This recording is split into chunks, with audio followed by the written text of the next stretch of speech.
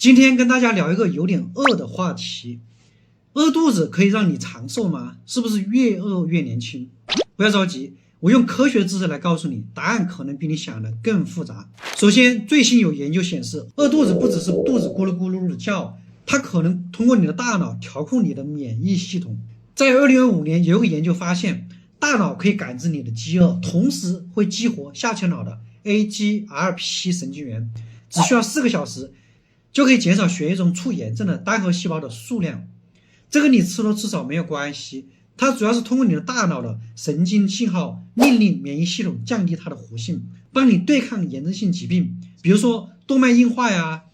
更神奇的是，如果你假装饱了，激活保护神经元，这种免疫意识还可能被逆转。不仅如此，饥饿感还能延寿。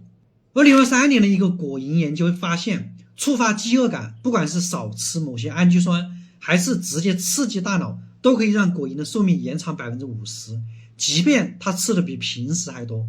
凭什么这样？因为饥饿可以启动大脑里面的表观遗传重编程，延缓衰老。人类研究也有类似的发现。哥伦比亚大学2023年的数据显示，每天减少25%的热量摄入，保持7-8分饱，可以让你的衰老减缓2%到3%，死亡风险降低10%到15%。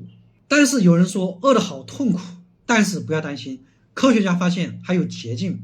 厦门大学2024年研究发现，你不需要饿肚子，你只需要限制你的热量，也就是经常吃一些低热量的食物，可以提升血清中一种叫石胆酸的物质。石胆酸可以激活长寿蛋白酶，让小鼠的肌肉更强，运动能力更好，它的效果堪比节食，但是又不用完全饿肚子。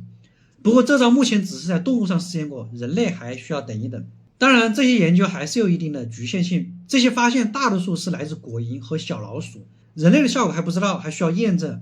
而且长期饿肚子可能有一些副作用，千万不要盲目尝试。未来科学家们希望通过靶向大脑神经或者石胆酸这样的分子药物开发出来，不挨饿也能抗衰老。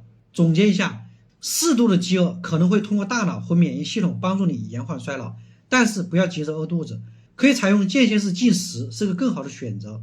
未来还有更多更轻松的抗衰老的黑科技等着我们。